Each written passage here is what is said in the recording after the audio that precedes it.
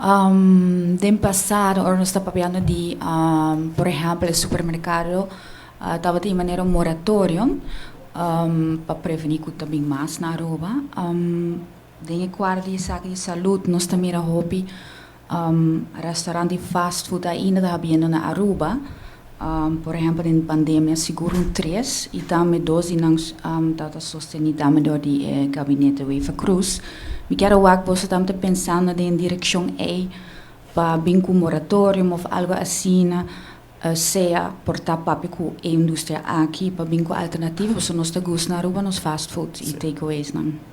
Aruba, maneira você na Aruba sempre está em free enterprise, tem um mercado livre.